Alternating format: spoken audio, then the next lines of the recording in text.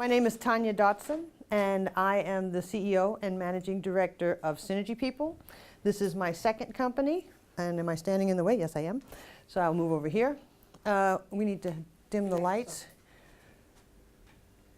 And this is my company is a coaching and consulting company. I work with individuals and organizations and institutions. I do business-to-business coaching. I do individual coaching. And as Faye was talking about as far as a brand, what we are engaging in and what's important to us is designing futures worth living into.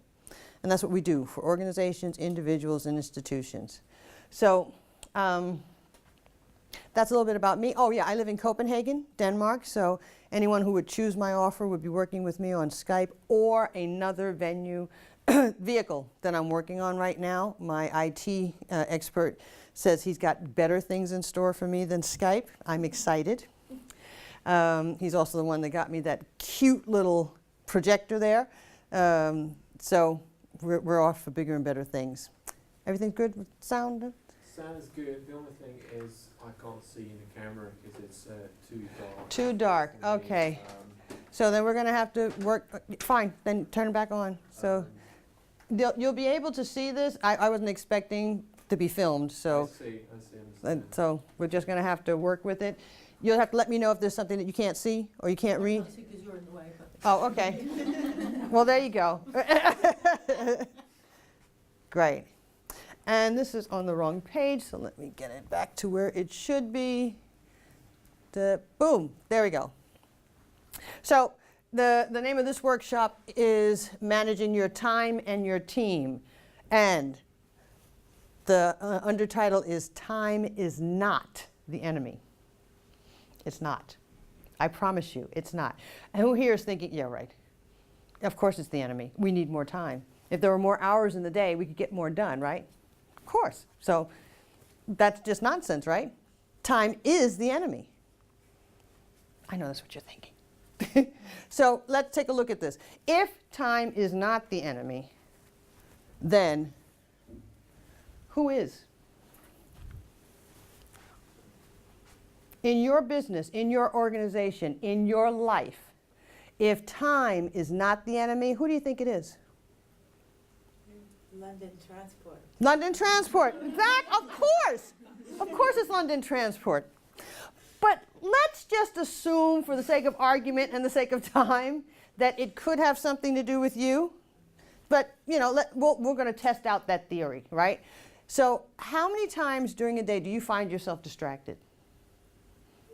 Okay, a couple. Okay, good, great. Interrupted. All the time, right? Convinced you have ADHD.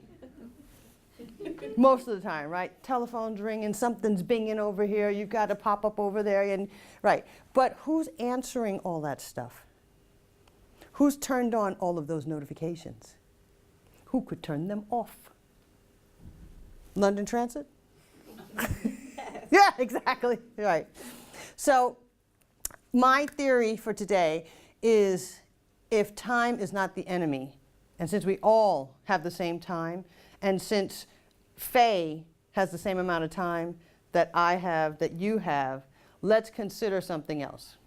So what are we considering? You guys are like, no, it's not. Okay, we're going to keep going with this one. Let's check it out some more and look at some time killers. Again, your to-do list. How many of you make to-do lists? How much of your to-do list do you get done? Not much, but you do it every day, don't you? Right, okay, so who's writing the to-do list? London Transit, right. And who's not getting it done? But you're doing it, it's a habit. It's something we've been taught to do. It's the traditional way of working with time management. Now here's what I offer. I offer the untraditional way of working with time. I offer the way of turning time upside down and looking at it from a different perspective, a different, the 180-degree perspective. And inside of that, to-do lists are a time killer because you're never gonna get it done. and you're going to write it every day, and you're going to put those 10 items on there or those 7 items on there, and you're not going to get it done, and you're going to shift it to the next day, and you're going to add, and then by the end of the month, you're overwhelmed, and you've gotten a fraction of it done. So there is an alternative to the to-do list, and we're going to talk about that a little later. Busy work. This is work that's designed to make you look like you're doing something, when in actuality, you're not. Or you're doing something, but it hasn't anything to do with what you're actually supposed to be doing, like the things on your to-do list. So let's check it out. What are the top 3 activities, and I say that I use because I do this as well as anybody else, or I have done it, I'm just a little bit more trained to say, oh, okay, you're doing that thing again. What's your thing? What's the thing that you use or I use to feel as though you've been productive? And there's the list. E-phone, emails, phone calls, paperwork. Put the piles together, right? I had a lady earlier this morning saying tidying up her desk. Instead of doing what's on her okay, there we go. One right there. Got another one, right? Yeah, I said, oh, just gonna get this pile together. Oh, let me get this pile together. You know, you're supposed to be doing your billing, right? You're supposed to be doing your invoicing. Oh, but let me just put this pile together. It's all the stuff that we do to distract ourselves from what we know we should be doing, but we don't want to do it, right? And that's another thing that we're going to talk about later, why we give ourselves, just as Faye was talking about, assignments to do that we're really no good at. We're just rubbish. But I can do it, so I ought to do it, so I will do it. It's costing me time, it's costing me money, but I'm going to keep doing it just to save a buck. Now we're going to do an experiment a little later that's going to show you how much money you're actually spending where you think you're trying to save a buck or a pound, as it were. I'm American, I'm sorry, that just slips in, right? Meetings. How many of you go to meetings? And oh, did you hear that? Oh God, if I have to go to another meeting. Yeah. Meetings that you've been told you need to be at. Exactly. Well, there's something about time management where you start telling people that I don't need to be at that meeting. Actually, I need to be about the business of what we're about. Advertising. Taking those calls that come through your phone. Yeah, I get these calls all the time and the number is blocked. I know better. Because when the number is blocked, guess who it is? Advertisers. Trying to sell me stuff that I don't need, right? And here I am, busy producing my work and doing what I'm supposed to be doing, and there's a block number, and the hand goes almost like it has a will of its own. It picks it up. Hi, Tanya Dotson Synergy people, how can I help you? Hi, this is so-and-so from so-and-so. We're having a great offer. Damn it. You know, and there you are, stuck, because you don't have, you know, I didn't have the will to say, I'm really not interested, don't call me again, click. That would have taken 5 seconds, but no. I listened to the 2.5 minute, 3 minute spiel. Anybody does that? Does that? And then you have to try and extricate yourself because they've gotten themselves rolling, and here you are, and you could have been doing your work. So, conversations with either clients or with colleagues or with consultants that, again, you know you're supposed to be doing this, and you let yourself get distracted. So you pick, here, pick your 3 favorite ones. You can write it down on, if you have something to write with. If you need something to write with, let Leela know and she'll give us some paper. Pick your 3 favorite distractions. I'm sorry.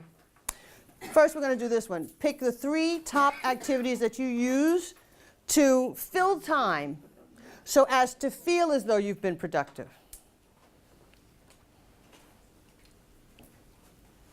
Anyone else need paper? You got it? Okay, great.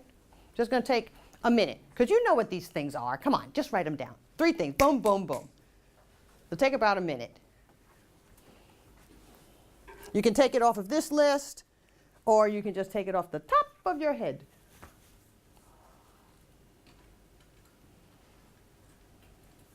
Busy work, busy, busy, busy, making you look busy, making you feel busy, making you think you're accomplishing something when you know you're actually not, but it's making you look busy. Filling up your time, filling up your hands, filling up your head. There we go. Good, we're going to move this right along. Now, write down your 3 favorite distractions. And before you do that, let's hear some distractions. What are some of the things that you use to distract yourself? Yeah. I normally have to come in from dropping the kids off, and then I've got to make the house straight, like make the beds, load the dishwasher, do all that before I can sit down and get on with some work. Great. Housework. You distract yourself with housework. Great. Anyone else distracts themselves with housework? Good. Put that one down. What else do you use to distract yourself? Lunch. Okay. Eat food. Right. Good. Coffee, snack, smoking. Exactly. So we've got the stuff that we put in our mouths and we put our hands on and eat. What's another one? I haven't heard it yet. It was the first one this morning. It was interesting. Responding to text messages or That, again, text messages, that was also mentioned this morning. Yeah? Links. Endless links. Links. Yeah. The link, after the link, you click the one link, it leads to the next link, and the next thing you know, I call it being YouTubed. Because, you know, I'll go, or being Twittered.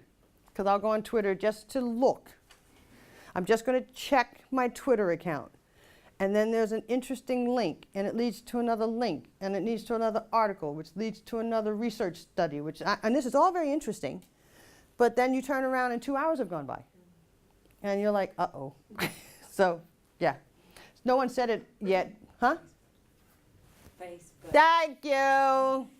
Got to be the number one. If we were doing that program, ding, ding, ding, the number one answer is Facebook. Yeah, exactly. How many times a day do you open up your Facebook account just to look? No? Because you're only on Facebook. You and I will talk. That's right.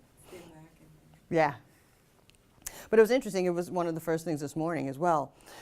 And then you've got hiring the right people to do the wrong job, including yourself.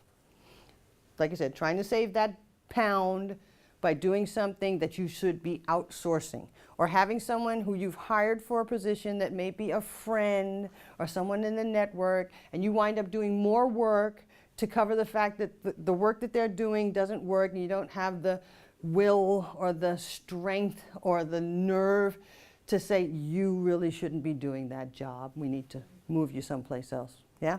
Including yourself. Great. Now, here's something that when I first saw it, scared the crap out of me, all right? Because what we're looking at doing is to get to kill the time killers, or to identify the time killers in such a way that we get control over our time rather than time having control over us. So here's a really, really good exercise, and it's really, really frightening. If you only had 2 hours a day to work, like let's say you've had a major illness, and the exercise said that the person had had a heart attack and was only allowed to work 2 hours a day, what would you do? Probably get a lot more done than I normally do. Exactly, but your first response would be to freak out, panic, right? You'd hit the panic button.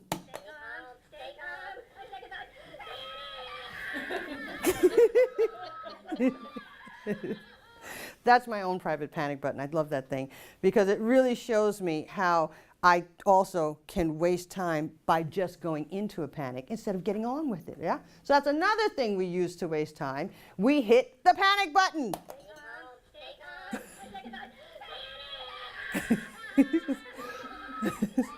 So this is my visual audio display.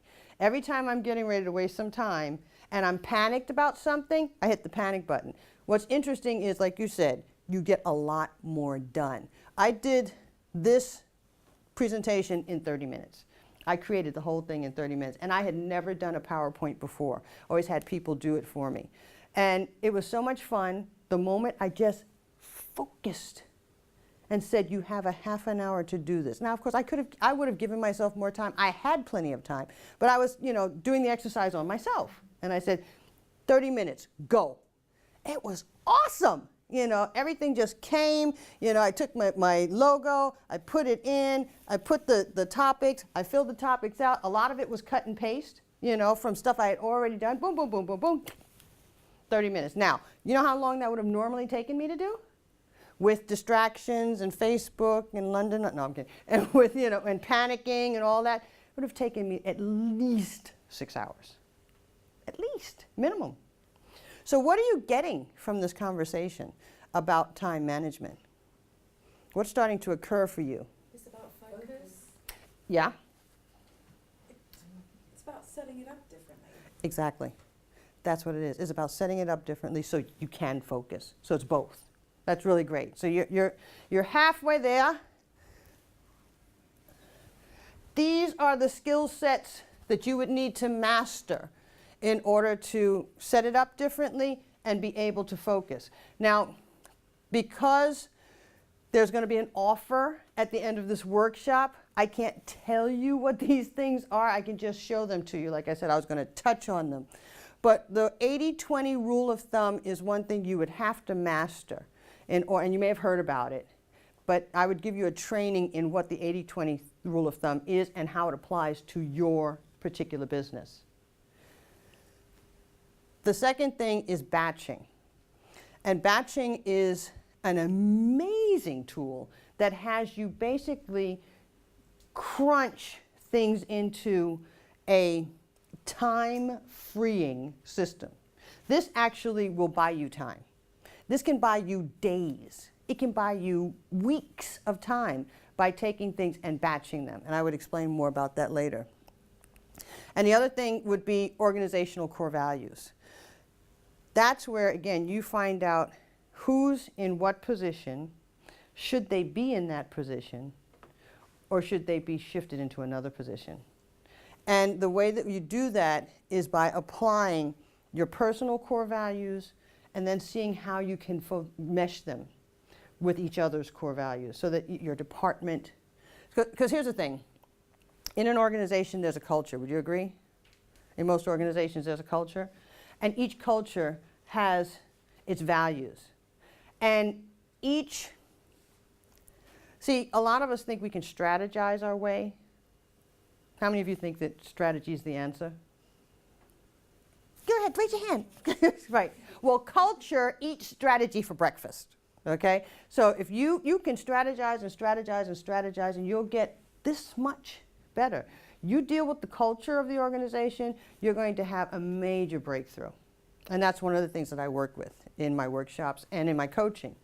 So to round this up, this is the key. It's not about freeing up more time. It's about doing less. And I know this completely takes the whole framework of time management and flips it on its head. But like you saw when you chose this workshop, I have studied both the traditional time management and the untraditional time management. I've had 2 companies, and I have applied both sets to both companies, and the untraditional has saved me time and made me money. So less really is more. It really, really is. I've tried it. It really is more. And as I said here, believe it or not, it's not only possible to accomplish more by doing less. In the information age, it is mandatory. Because you are getting bombarded by information all day long. Text messages, emails, communications, text, phone calls, chat. And if you are trying to handle all of that with no system, you're falling further and further behind the competition. So it's about getting it structured in a way that you do less. I don't know, does that make any sense? Kinda? You would hope so? Great. Now, I have a couple of quotes up here, and because I'm not allowed to speak French, because I don't just kill the language, I torture it first and then I murder it. I'm just going to, he said, perfection is not when there is no more to add, but no more to take away. And this is the person that is the pioneer of international postal flight, airmail, and the author of The Little Prince. This person got a lot done by getting it down to size. And my own personal guru, being busy is most often used as a guide for avoiding the few critically important but uncomfortable actions. Now let's take a look at that. What are some of the, because this is where you can really test this thing out on yourself, okay? What's an uncomfortable action for you? What's one of those things where you'd rather stick pins in your eyes than do this? Cold Yeah. calling. Cold calling, right, great. So that's one of the things that's uncomfortable for you. What do you do otherwise? And everything. And anything and everything. Okay, great. So give us a couple of examples. You're supposed to, all right, you've set, how much time have you set aside to? Okay, so like in Yeah. my photography business, I've spent a lot of time and money getting a portfolio printed. I've had a handmade leather bound book made by a bookmaker, and I fill it with beautiful photographs, and I don't ring anyone to make any appointments to show it to anyone. Isn't that interesting? Yeah, because I So what are you doing otherwise? Like you're sitting set there. up a different business. You said, oh, okay. Oh, you just went, whoop. That's like how much I Wow. went on a cold calling course. Uh-huh. You know, and I still just have this massive wall with it. Great. So, Right person, wrong job. yeah, It might behoove you I to, need an agent. you need an agent. There you go. Yeah. Great. So there you go. All the time in the world, and you're just looking at the phone like, nope, not doing it. Just not doing it. Okay, great. Awesome, thank you. Who else? What's one of those terribly uncomfortable things that you'd rather stick pins in your eyes than do in your business?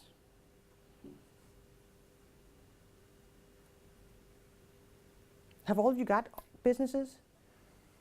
Business ideas? Okay, good. So we'll just, if you don't have a business, use your business idea. Use whatever it was that had you come to this workshop, that you said, all right, if I could get my time management sorted, I could have this. You were going to say something? Yeah, I think for me it's I hate data. Data. Yeah. Okay. Analysing data. Right. So and it, you know, when I've captured, I love capturing it. I love capturing it, like doing the actual hands-on kind of stuff. Ah, But then it's actually then translating that into numerical data. got it. Really, I carry it around with me, and it's a bit like for you know, ages. I think I really need to do something with this. Mm-hmm. And then when I do it, and I can do it, it doesn't take that long. Right. So I don't know what that's all about. Good. If you and I work together, we'll find out. Because there's something that has you stopped right there. And what are you doing, just to give everyone an idea, when you're oh, I really should put together that data. It's always on my to-do list and it's at the top. Oh, good. Never gets done first. And you're doing what otherwise? I will have everything on the list will work its way up, and I'll have the pile, the neat pile, Right. and it will be at the bottom of the pile, even though it's on the top of my list. Isn't that interesting? Wow. Okay, and it keeps making the top of the list every day. That's awesome. Until it gets to a point where I think, actually, I've got to present this in 24 hours, so now I need to do it. All right. And then I do it. Right.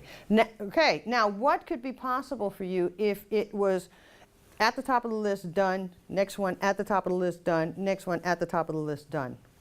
What are we talking about here? Oh. Yeah, time. Yeah, exactly. Good. Mm. We'll talk. Great. Who else? Uncomfortable actions, stuff you would rather not be doing. Self-evaluation form. Filling out evaluation forms. Self-evaluation forms, okay. And what are you doing other than doing that, rather than doing that? Collecting the information of what to put in it, but not actually doing it. Well, then I had you to do it for Ofsted, but I, like you yourself, leave it till the last minute, and then when it's actual crucial, that's when I do it. Right. So it would be available for you if it was like at the top of the list, done, at the top of the list, done? And not, and then, okay, I'm going to give something away here. Not necessarily by you. Again, you need to find the right person for the right job. Perhaps there's an alternative to you sitting there and doing it if you're not going to do it. No, I think what my barrier is, I think I need to know how to do everything. Oh, okay, well, there you go. But that's not good either. Yeah, you heard, yeah, Yeah. exactly. Yeah. So you're the woman for every job. Well, I feel that if I'm going to give that to somebody else, I need to know what it is I'm giving them so that I understand it, and that if they have a problem, then they can come back to me and I should be able to help them. We should Tall definitely. order. Yeah, there you go. Yeah, very, very. So thank you very much. So the same thing for you. You feel like you have to know everything and be, I feel that I do have to know everything because at the end of the day, they're going to speak to me first and then other people. So, Mhm. yes. oh, there's a world out there that you ladies, once you find out what's going on, it's just so juicy. 'Cause I work in the same business as you, and I think we're probably coming from the same place. Mhm. And it's all about, at the end of the day, it's about accountability, isn't That's it? right, yeah. Yeah. Mhm. And your Well, registration and all that kind of stuff. yeah.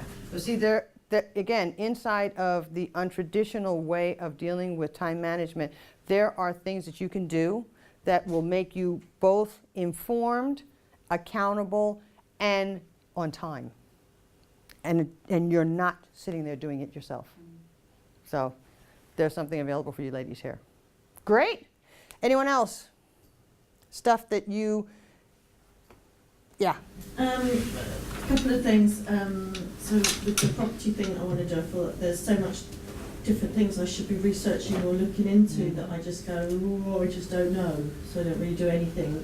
And I Right. just complain to my partner about it. Right, very Just good. find somewhere, find something. Okay. And then with like the sort of Neil's Yard stuff, phoning friends, I don't really want to do that because I feel like I'm just trying to hassle friends and sell stuff to them. And Mhm. so those are the things. I don't know if I'd rather stick pins in my nose, but things that I don't really like. What are you doing instead of doing that? Oh, well, you're complaining to your husband, that's one thing. Yeah. And what else are you doing to distract yourself to, Just doing all the other everyday stuff and other like trying to complete stuff on my to-do lists that are maybe less important. And and if you could turn that around and it would actually get done, what would that be worth to you? Well, I don't know because I'm also still stuck in this thing. I don't have time because I've got little children, so I kind of get about an hour or so to myself occasionally, and that's it. So, Mhm. but if it could get done, then I'd probably have some successful businesses. So, again, whose time is it?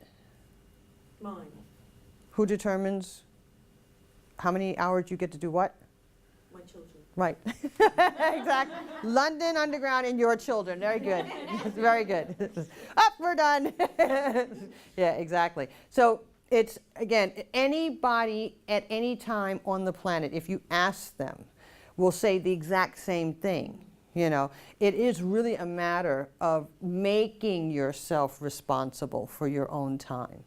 You know, you're actually saying, okay, I have this amount of time on these days, and putting in place what can be done. See, what's happening is what you're putting in place is, I can't do it, I don't have the time, and complaining with your husband. If you spent that time actually doing what was on your list, you'd be getting things done systematically. Does that make sense? Great.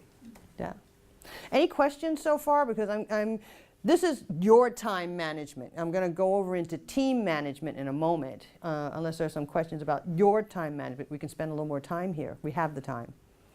This might overlap into team management because I don't know. It depends. A lot of my time things are to do with people who aren't necessarily. I mean, I don't have a team as such, but Okay. everyone. It's the different. And actually, you're talking about emails as a distraction, but there are also all those relationships that I'm managing through emailing people are really important, but then they take up time, and there's a whole balance between balancing all of those people and what they're, how much, I don't know, it feels really cold to be thinking about how much time you spend with different people or on those different people you're working with or who are your friends, and I think that's what makes it feel a bit overwhelming sometimes, that you're just like, I can't even concentrate, there's all these demands or opportunities even, they're not necessarily even demands, they're Right. often good things, but I just, it's like a sort of dazzling fog of Yeah. things that I could be doing. Yeah. And it's the same thing, you know, yours is just packaged a little differently, but it is the exact same thing. It's how to manage relationships. And there is the productive way of managing the relationship, and there's the non-productive way of managing relationships. And the non-productive way of managing relationships is trying to manage each and every relationship. And the productive way of managing relationships is really getting to the core of what it is you and I are doing with each other. Like, I think a lot of times, and that's when I talked about the 80-20, that's part of that, the 80-20 rule of thumb. We spend an inordinate amount of time sometimes cultivating what gives us the least return. Yeah? And it's not about being cold. It's about being concise, and it's about being like laser sharp in your communication with people. And I think, how many of you schmooze? Spend a lot of time schmoozing. That's a very American word, but it's like, you know, you take the one meeting, and then you have the next phone call, and then you have the email to follow up, and all of this could have been handled in 5 minutes. But we think we have to schmooze. And, you know, if I were to work with you, it would be a matter of finding out, where does that lie for you? Is it you don't feel that the message landed the first time, or is it a thing about being confident, or, you know, why do we schmooze? I don't schmooze so much anymore. It's like, you know, this is what's on offer. This is the relationship I'd have to have with you. And I'm very, very clear about, you know, I talk with people all day long, you know, and I engage with them. But it's inside of a time frame that works for myself and for the client. Yeah? And it's something that can feel like, whoa, and we're women, you know, we nurture, right? But there's nurture, and then there's the fog. That you're so busy thinking, I can't nurture all these people, and I can't nurture all these contacts, so you wind up being paralyzed. So what is the alternative, right? And there is an alternative that's really, really effective and works really, really, really, really well, and leaves both you and the client very satisfied. And I will tell you, if you hire me. Because it takes some work. It does take some work, because, you know, it's not like I can just go woo-woo and give you the answer right now, and then you just go off and do it. It does take some practice. There's some exercises to do. You have to go away and try this out. You have to see how it works. You have to come with feedback. I have to give you the next, you know what I mean? So I'm telling you, after you get it, whew, your whole life changes. And you look at these opportunities and you're like, yeah, okay. Because you can set it up in a way that's powerful, and it works for you, and you get it all done. I'm working on, I've lost count of the amount of relationships and products that I'm working on right now, right this minute. But because the way it's structured in my calendar, and because when I'm doing that, I am only doing, it's like Zen, okay? When I'm working on Hard Knocks Academy, I am only working on Hard Knocks Academy. When I am working on the road to retirement, I am only working on the road to retirement. If I set up a meet, and I mean, I'm telling you, I find it really funny, kinda, that I'm the one that's leading this workshop in particular, because I used to be so scattered. It was ridiculous, you know. It was like I'd be doing an email and answering the phone at the same time that I was, you know, it was just crazy, you know? And I never ever thought until 2 years ago, when I took a coaching series of sessions and got this stuff, that I could ever be like, it's like Zen now. It's like, you know, it's laser sharp. And I'm having more fun because I'm actually able to impact more areas and more products. And I'd love to be able to show you how to do this, because it's basic, it's simple, and it's effective. But you have to have it. You have to learn it. It's a learning curve. It really is. It's not something that you just acquire. And it doesn't just land on you either. You have to sit down and you have to do the work. And I'm really glad that I did. So I know that doesn't absolutely answer your question, but I hope it gives you access to that it is possible. Because if I can do it, anybody can. And I mean anybody. You could ask my partner. Anybody can do this. And it was just like Faye was saying, but you have to learn the skills. Okay? Does that kind of answer your question? Okay, great. Anything more about your own time management before I briefly go into team management? Yeah. Can I just ask you, I don't know if you're going back to the to-do list, or because it's like I just live by them. And they don't always get achieved, and I've got A lists and B lists and C lists that might sit there for a couple of years, one day. Right. That's what I address. In the coaching sessions with me, you look at these lists and you really get clear about the validity of them. And we turn it on its head. So your to-do lists become another list that I work with you on. And you'll be surprised at how that list, one or two items. Do you just take out the unimportant? No, you don't. Yeah, you get clear about something. You get clear that you keep making these lists for a reason, and it's more of the same. It really is more of that distracting, one day, someday, I may, and like yours keeps coming to the top, going to the bottom, coming to the top, going to the bottom. You either need to remove it, or you need to put it in your calendar and have it happen. And we don't do that because of something, and it would be the something that we would need to find out about. What is that something that has it keep coming up? Is it fear? You know, is it I can't do this?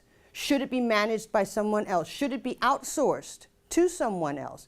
Are you kidding yourself? If it's been on your list for 3 years, you may want to reconsider that you're not the person for the job. Either it's not that important, or you're not the person for the job.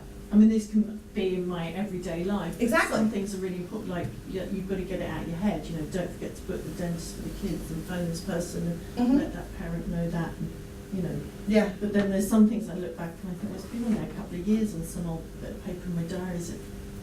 Am I bothered about that anymore? Exactly. Exactly. So it's about really getting honest with yourself and you either put it in your calendar and make a date and a time for it and have it happen, or you put it someplace else, or you give it to someone else to do. Yeah.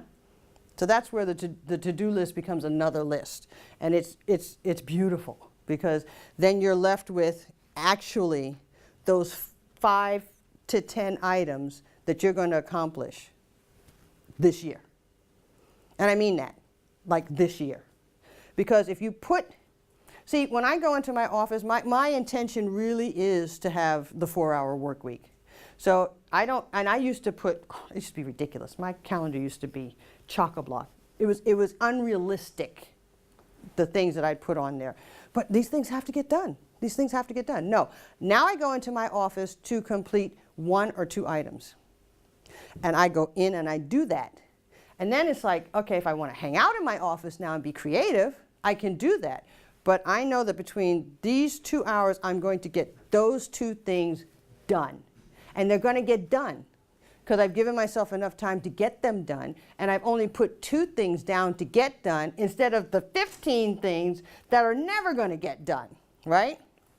So it's about really, again, getting sharp with more yourself. realistic as well, Exactly. and setting yourself things, I suppose, that are achievable rather than. Because I never feel satisfied. I said one day in my life, and I'm not even talking about work, but every bit of to-do list will be done and every bit of paperwork, and then I can really start working. Right. But it's never achieved. No. But why do we keep doing it? We get up every day and we do the same thing. We're like, huh? I'm crazy about it. You're crazy about it, yeah. Or it's making you crazy. Yeah. Crazy about it's very good, yeah. And we're like robots. We're on automatic. We're not even thinking. It's like, okay, go to work. Okay, here we go. Okay, what's on? Okay, check, go to the list, come back. Okay, I didn't get that done. All right, I'm going to go to the next thing. Oh, whoop, email came through. Wow, okay, let me answer the email. Okay, Facebook. Okay, let me do that. Oh, here's something I really like to do. Okay, now I'm going to do that. Okay, let me talk on the phone because someone just called. You know what? You see what it's like? And then you're too exhausted to deal with anything because you've just gone like that. That's going to show up in the brochure. I'm so sure of it. Okay, so you get my point? It's really about, getting focused. And it's not something that, again, you can do on your own. It's like what Faye was also saying, having someone come in and take a look with you is a very powerful thing. I took 10 sessions with another coach who used to be my client and who watched me flounder. And he finally said, would you like some coaching? Would you like some business coaching? And at first I was like very insulted, because I've been his personal coach. How could you? But yes, please. Thank you. Best thing I ever did. From 2010 until today, everything has changed. I'm here. I would have never given myself the opportunity to come here. I would have had time to come here. I've been here since Thursday. Yesterday. I'm going to be here until Tuesday, and everything is managed. And it used to be if I went away or took 5 days out, like you know what, you're all looking at me like, yeah, we know what would happen. Yeah, you come back and you got to start all over again, especially when you're a small business person. Now, when I go, everything's so managed that when I come back, I start from here and just keep going instead of going, oh God, you know, and starting to trudge up that hill again, right? So let me just quickly go over, I don't know, any of you have organizations that need time management or working with people? This is just a very quick thing about culture, yeah? And it's about the 5 stages, and you know, your organizations are at stages 2, 3, or 4. No one's at 5. Criminals, gangs, and prisons are at 1. And inside of those cultures, you know, the core value relationship is undermining. You know, I got to sort out what your core value is and not let you know what my core value is, because I've got my back up against the wall, and you know, it's a dog-eat-dog world out there, and you know, I've got to watch myself. So you know, our core value relationship is very undermining. If I find out what your core value is, I'm going to use it against you to get a leg up, yeah? And that means everyone in your organization is alienated, or in your gang, or in your crew, right? Or in your prison. The theme is life sucks. And not my life sucks, but life sucks in general, right? Now, most organizations fall in here. The point of this is to work with your organization or your department to go from here to here to here. The goal is here. We haven't found an organization yet that exists there, but the closest that comes to it is Zappos. And if you read Zappos' report, then the book by Steve Sue, I think his name is, it's called The Happy Workplace or something like that. What their core value relationship is nearly vital. It means that, you know, I need to know what yours is and I want you to know what mine is so that we can mesh. And there's a mood of, you know, camaraderie and nearly team.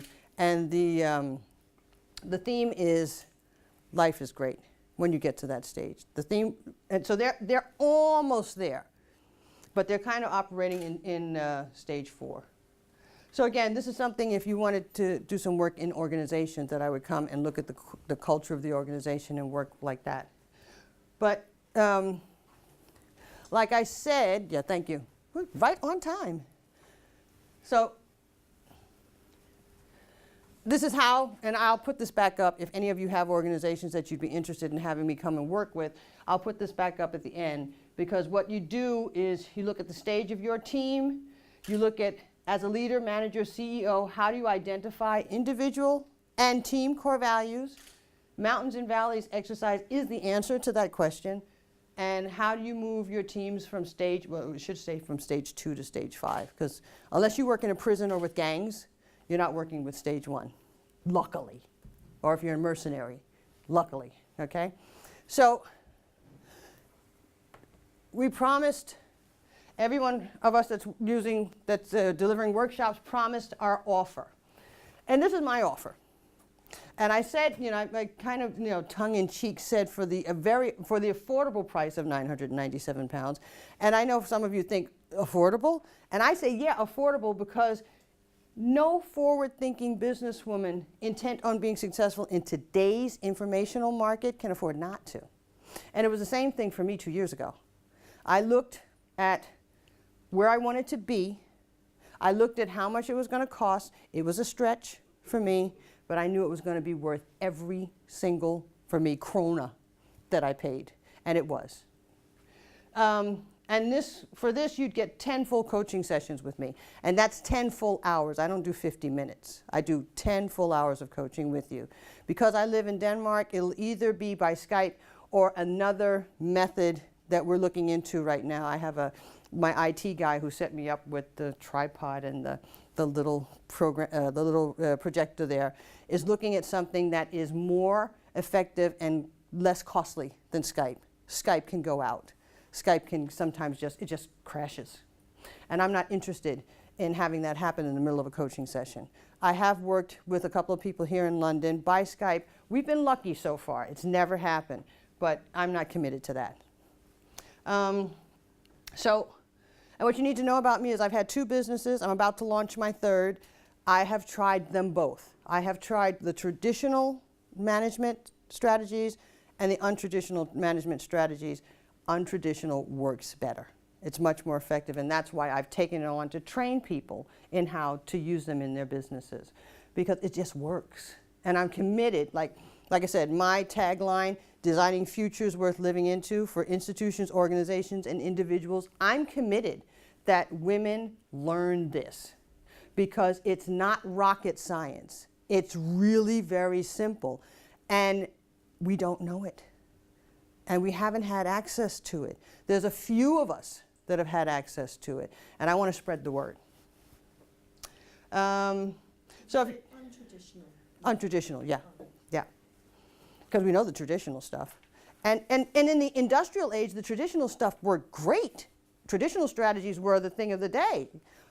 But we're no longer there. We haven't been there for 15 years. And I think, and I know for me, it took me a while to catch up, you know, to say, it's just not going to work any longer. I resisted everything. I mean, I resisted Twitter, Facebook. I just got an iPhone. You know, I've been working with Nokia, because that's how much resistance I had. And, you know, the last time I was here, my friend Tony was like, it's just a matter of time. Just surrender. So I got my iPhone.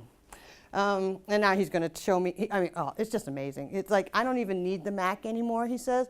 I can do presentations with an iPhone, a memory card, and that little thing. I mean, I can get light, you know. So again, it's about traveling light, it's about traveling fast, and it's about using something that works and gets your time laser sharp and compartmentalized, so that you can go off and do the stuff you really want to do. Yeah? And if you know, if you're a math whiz, that's less than 100 pounds per coaching session. This is an offer, okay? This is not my normal price, but I put it in a range where I thought we could afford it, that everyone could afford it, everyone who wants to do it. So, and it's interesting that you had said this earlier, Elodie, about applying these to your life. Because that's what I said here. I want to have you apply these extremely effective, yet very untraditional strategies to your company, indeed to your life. So that's my take on time management and managing your time and managing your team. The offer is in your map, your workbook. Do you have any questions? And I said this last time, I said either I was very confusing or very clear. I hope it was the latter. If you have any questions for me, you also, I think, have my email address. There are a couple of women that have already booked for these coaching sessions. I'm also going to be around until Tuesday, so if you wanted to meet with me and try that first, we could arrange that. I'm staying in Lewisham. I'm going to actually be in London proper at Cavendish Street on Monday.